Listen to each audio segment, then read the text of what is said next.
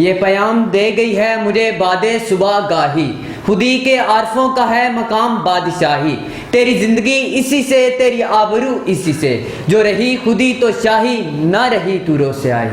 صدر علی وقار، اگر خودی کو ایک جسم تصور کر لیا جائے اور اس جسم کے اندر گردش کرنے والے لہو کی صدا بن کر آج میں وقت کے ایوانوں میں کھڑا ہوں، آج یہاں صدائے وقت بلند کرنے آیا ہوں، اگر اسے الفاظ کی قیود کا جامہ پہنا دیا جائے تو آج کا موضوع اقبال کا یہ شعر ہے: دیار عشق میں اپنا مقام پیدا کر، نیا زمانہ نئی صبح و شام پیدا کر، میرا طریق امیری نہیں فقیری ہے، خودی نہ بیچ غریبی میں نام پیدا کر۔ صدر علی وقار، خودی پر سوچنے والوں نے بہت کچھ سوچا ہوگا، لکھنے والوں نے بہت کچھ لکھا ہوگا، بولنے والوں نے اس پر بہت سے دلائل دیے ہوں گے، لیکن سچی بات تو یہ ہے کہ خودی کو نہ تو کوئی پا سکا اور نہ ہی اسے آشکار کر سکا۔ اگر خودی کے موضوع کو جاننا ہے تو جاؤ قاسم کی تکرار سے پوچھو، غزنوی کی یلغار سے پوچھو، حیدر کی تلوار سے پوچھو، اگر کہیں سے جواب نہ ملے تو میرے پاس آؤ اور میرے لہجہ کردار سے پوچھو، تو پتہ چلے گا کہ خودی عزت ہے، خودی غیرت ہے، خودی حمیت ہے، خودی خون کی ندی ہے، خودی رب کو پا لینے کا نام ہے، اور یہ بات محتاج دلیل نہیں بلکہ ایک مسلمہ حقیقت ہے۔ ذرا میرے ساتھ آئیں، ہم تاریخ کی انگلی کو پکڑ کر اپنے ماضی میں جانتے ہیں تو کیا دیکھتے ہیں کہ جب مسلمان خودی سے بھرپور توحید کا پرچم اٹھائے، فجاہدوا فی سبیل اللہ کی عملی تفسیر بنے، جو بڑھے تو بڑھتے ہی چلے گئے اور رب تعالیٰ کا پیغام دنیا میں عام کر گئے۔ گواہ دی ہم نے جو اسلاف سے میراث پائی تھی، پھر وقت نے ہمیں دکھایا کہ کرتبہ کے کتب خانے جلے، بغداد کا سارا علم فرات میں بہ گیا۔ جی ہاں صدر علی وقار، یہ وہی فرات ہو جو تارس حمیت اور اس شخص سے مسلمانوں کی عظمت کا ضعیف سا گواہ تھا۔ جناب صدر، میں دیکھتا ہوں اپنے آپ کو، آج کی نوجوان نسل کو۔ جناب صدر، آپ حیران ہوں گے، میں دیکھتا ہوں اقبال کو، ان کے خودی کے درس کو سوچتا ہوں اور پھر عالم تخیل میں ڈوب جاتا ہوں۔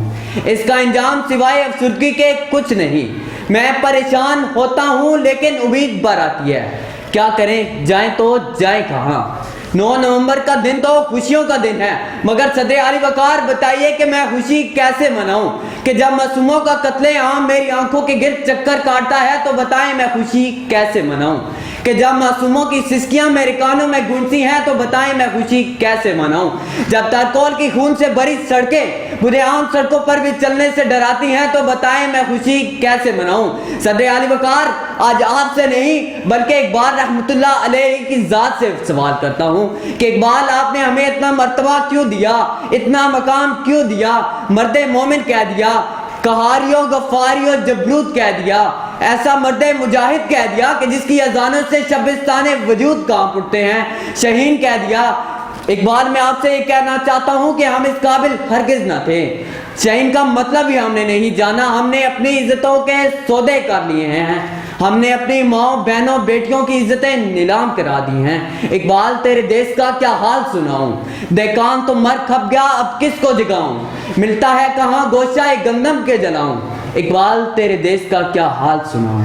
مومن اس سے کہنا تو بڑی بات ہے یارو، مگر اس نے تو کبھی بھول کے دیکھا نہیں قرآن۔ اقبال، تیرے دیس کا کیا حال سناؤں؟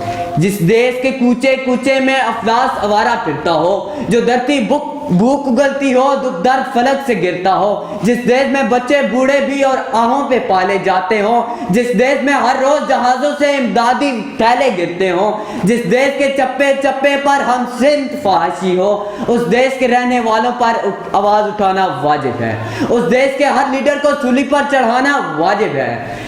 اس لیے صدر علی وقار کے ہمارے لیڈروں نے تجوریوں تو بھر لی مگر اس غریب الدیار قوم کو مضبوط نہ بنایا۔ جی ہاں جناب صدر، ہرگز نہ بنایا۔ آپ کی سماعتوں کا بہت بہت شکریہ۔ ناظرین، چینل کو سبسکرائب کر لیں اور بیل آئیکن پر کلک کر لیں تاکہ ہماری لیٹسٹ آنے والی ویڈیوز آپ کو ملتی رہیں۔